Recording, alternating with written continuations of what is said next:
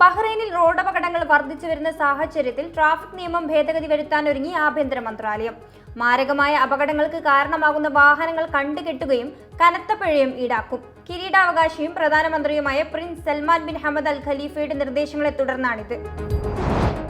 Electronic പുകവലി ഉപകരണങ്ങളുടെ വിൽപ്പനയും വിതരണവും നിരോധിക്കാനുള്ള പുതിയ നിയമത്തിന് ആവശ്യം ശക്തമാക്കാനൊരുങ്ങി എംപിമാർ. യുവാക്കളെയും കുട്ടികളെയും ഈ ഉൽപ്പന്നങ്ങളുടെ അപകടങ്ങളിൽ നിന്ന് സംരക്ഷിക്കുക എന്ന ലക്ഷ്യത്തോടെയാണ് ഈ നീക്കമെന്ന് MP ജലാൽ കാസിം അൽ മഹ്ഫൂദ്. വ്യാജ സർട്ടിഫിക്കറ്റ് ഉപയോഗിച്ച് ജോലി നേടുന്നവരെ കണ്ടെത്താനും വരും ഭാവിയിൽ അതിനുള്ള സാധ്യതകളെ ഇല്ലായ്മ ചെയ്യാനുമുള്ള മാർഗം നിർദ്ദേശിച്ച എംപിമാർ സർക്കാർ, അർദ്ധ സർക്കാർ, സ്വകാര്യ സ്ഥാപനങ്ങളിലെ വിദേശ ജീവനക്കാരുടെ അക്കാദമിക് യോഗ്യതകൾ അവലോകനം ചെയ്യുന്നതിനും അംഗീകാരം നൽകുന്നതിനുമായി ഒരു കേന്ദ്ര ദേശീയ കമ്മിറ്റി സ്ഥാപിക്കാനാണ് പ്രതിനിധി കൗൺസിൽ അംഗമായ MP മുഹമ്മദ് ഹുസൈൻ ജനാഹിയുടെ നേതൃത്വത്തിൽ നിർദ്ദേശം സമർപ്പിച്ചത്. പോലീസ് ഉദ്യോഗസ്ഥയെ ആക്രമിച്ച കേസിൽ യുവതിയുടെ അപ്പീൽ തള്ളി കോടതി. സഹോദരിയെ കാണാൻ ജയിലിലെത്തിയ വിദേശി യുവതി ഉദ്യോഗസ്ഥയെ ആക്രമിച്ചെന്നായിരുന്നു കേസ്. കേസിൽ 1 വർഷത്തെ തടവിനും നാടുകടത്താനും നേരത്തെ ഹൈക്രിമിനൽ കോടതി വിധിച്ചിരുന്നു.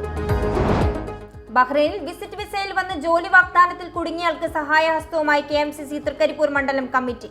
നാട്ടിലെത്തിക്കാനുള്ള എല്ലാ നടപടികളും പൂർത്തിയാക്കുകയും ടിക്കറ്റ് നൽകുകയും ചെയ്താണ് ആശ്വാസമേകിയത്. ബഹ്റൈനിൽ വിസിറ്റ് വിസയിലെത്തിയ അദ്ദേഹം പറ്റിക്കപ്പെടുകയായിരുന്നു.